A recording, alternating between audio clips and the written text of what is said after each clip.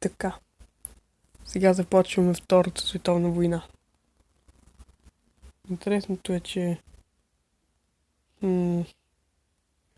харесват ми знамената. Перфектно. Харесва ми, че Португалия участва. Както и това, каквото и да е то. Това, че Турция участва, също ми харесва. Но това, че има 69 града, не ми харесва. Това... Да. Но така или иначе. Това също много не ми харесва. Нищо. Сега започваме Втората световна война. Ден 21 от войната. Или трета седмица. Прибалтийските републики още се съпротивляват на режима. Немското настъпление в Холандия и в Полша е факт. Италиано-унгарското нападение на Югославия също е факт. Българското нападение на Албания също. Турското бездействие е явен факт. Португалските опити за действие са ясни. Всъщност на място на Португалия ще направя абсолютно същото, да, едно към едно. Това ще ми не в тука, ще ми по-скоро някъде и тук. Все едно. Швейцария напада Милан. Няма да коментирам. Люксембург напада... Не мога правим, че казах това.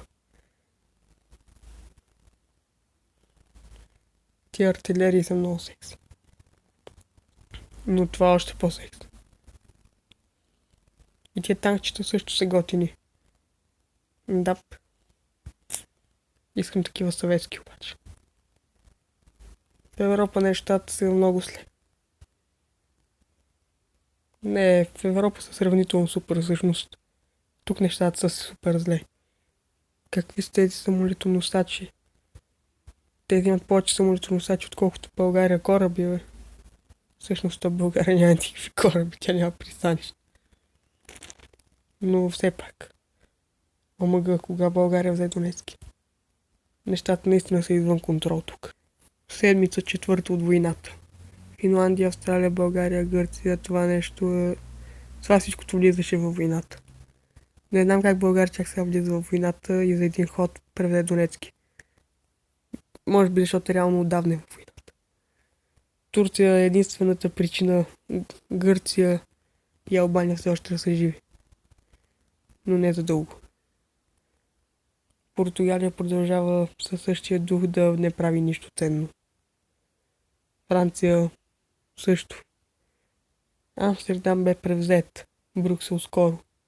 Не знам защо Люксембург издържа повече от Холандия и Белгия, но издържа. Швейцария също ще падне скоро.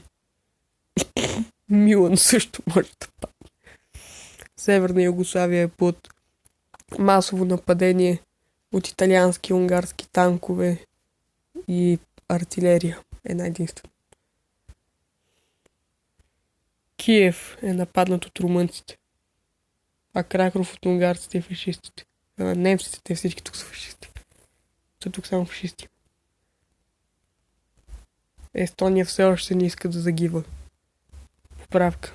Вече загина. Остана ми да присъедини още две прибалтийски републики. Не знам какво прави Финландия между другото. О, Швеция от съюзниците. О, Македония още се държи. Това е много тъжно. Тук започва отчаяна съветска съпротива против немското нападение. Отчаяно, защото е твърде много неефективно. Затова е отчаяно. То не се спря. Голяма гад. Много опасно това. Борбата с немците продължава. Варшава е обградена и скоро ще падне. А Краков със сигурност. Даже се чудя как още не е паднал. Румънците идват от всички страни. Много бройни са. Истински орди. Борбата срещу България продължава. За сега безуспешно. Всъщност напълно успешно. Не можах да овладея Донецки. Нищо.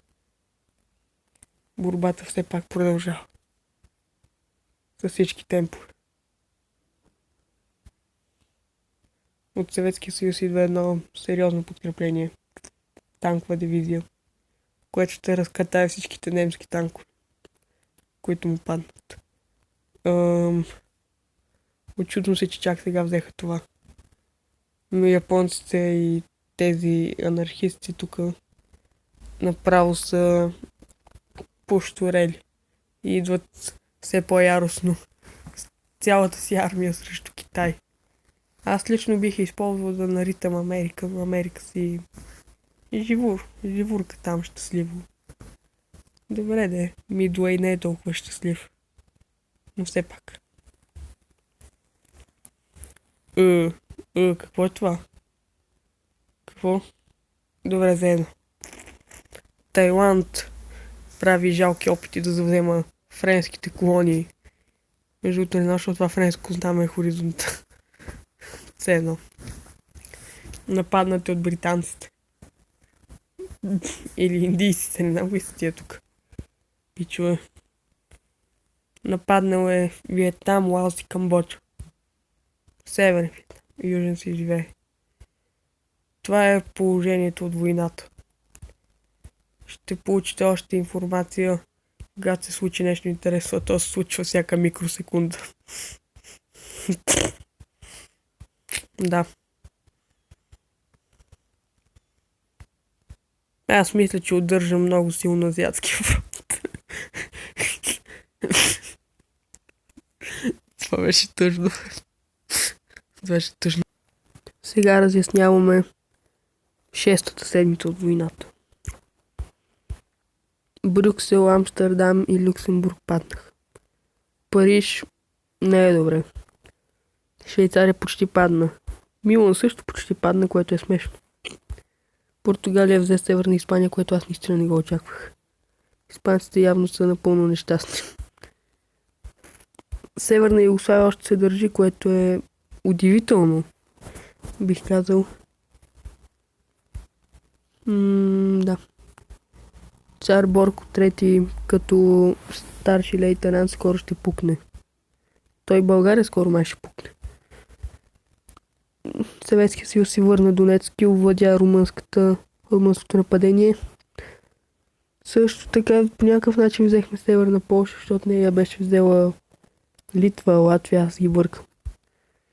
И така. Има двама папа Сталин, този е близнак на този или обратното. Който оцелее, другият му е бил близнак. И така. Тук положението изглежда удивително перфектно. Супърско, даже удивително добре. Всичко тук върви точно по план. Но плана не е точно противоположен на моя. Саудитска Арабия, която ми е враг, е нападната от Турция. И няма как да обясня японските подводници в Червено море, но те са си там. Да.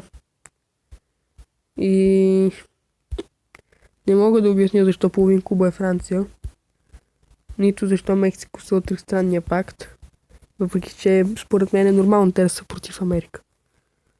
Тук се случва нещо, аз дори не знам кой против кого е, но се случва нещо.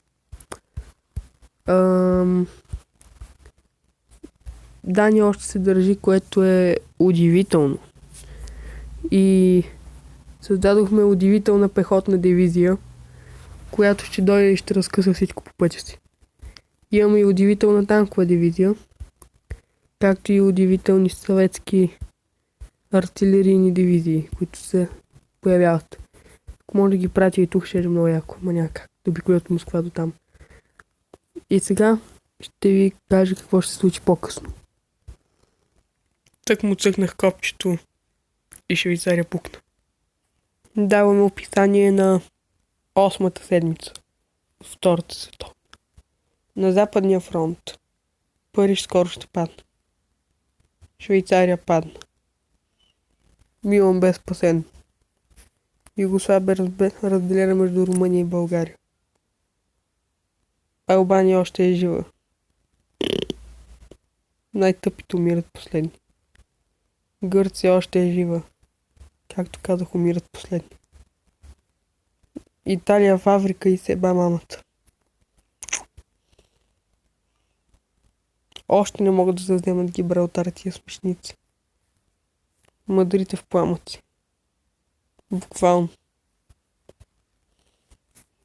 Англия си прави нещо, ама Дания още се държи по дяволите. Още една съветска република бе върната. Скоро ще се върнат още. Скоро и Финландия ще се върне. Полша все още е жива. Не знаем за колко дълго. Може да не е много. Идват силни подкрепления. Също така битката при Донецки бе удържана от съветите и Донецки се върна и Румъния ще бъде разкъсана на парченца след малко. Новините от малко по-на изток. Както никой не очакваше, имайки предвид малкия брой на японската армия и флот, Мидуей е напълно обграден от тези кораби, които не искам да описвам, защото няма думи с които да ги опиша. Както и с някакви свръхсамолетоносачи.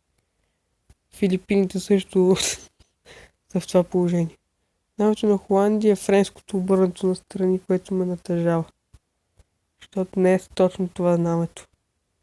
Други са нюансите. Тайланд завзе Камбоджа и Лаос. Да.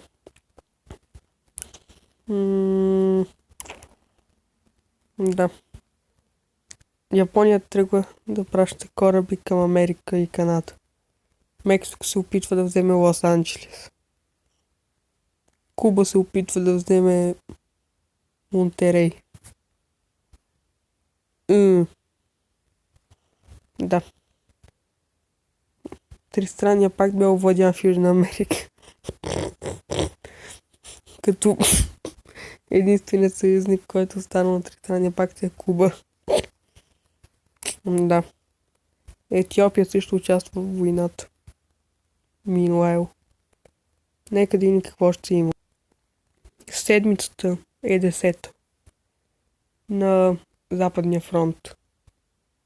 Освен, че Испания взе малко от Франция, нямаме никаква промяна. Дъп. Дания падна, не знам дали знаете, Албания стана Египет, ОМФ, ДЛТФ. Саудитска Арабия се ба мамата. Съвременните историографии и политолози от Съветския съюз съобщават, че на Полша и се ба мамата. Не знам какво прави при Берлин този пич. Няма бъдещето. Но както и да е. Варшава беше спасена от Съветския съюз. Обаче Съветския съюз няма пари за паратрупър да превземе града. Така че той още е унгарски. Да. Също така към Румъния се случва нещо ужасяващо за нея. В България също. Но там става от турците. И египтяните. Да, о майко, горката Италия. Трудно е да си Италия. Съветски съюз завзе нещо си в Китай и се опитва да се бори. Аз съм точно до комунистически Китай. Да.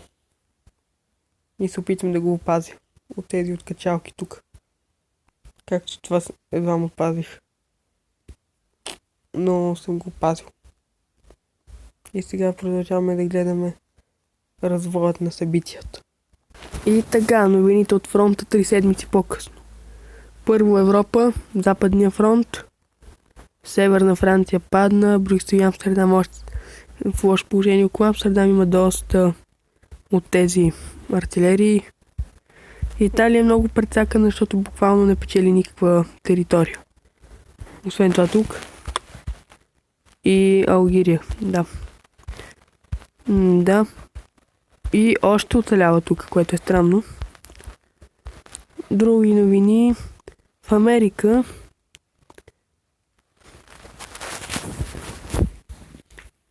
Мексико си върна Тексас. Изгуби това. Ще го наебат яко. В Южна Америка нищо ново не се случва.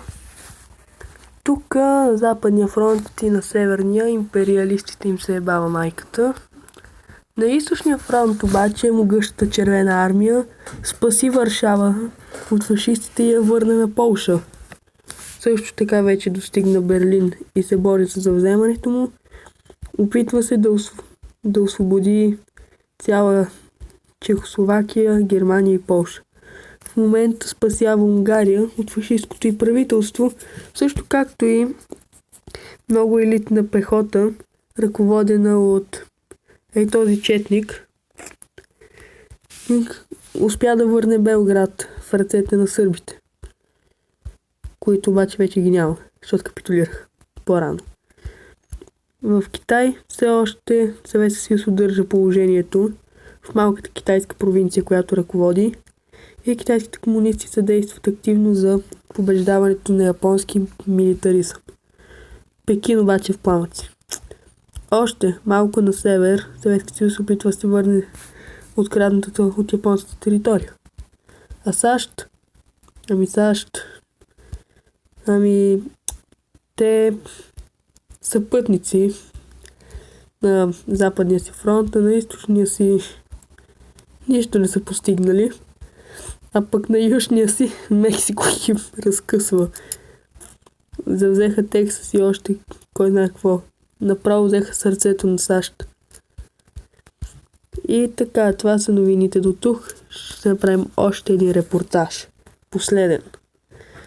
Сега е време да върнем Съветския съюз.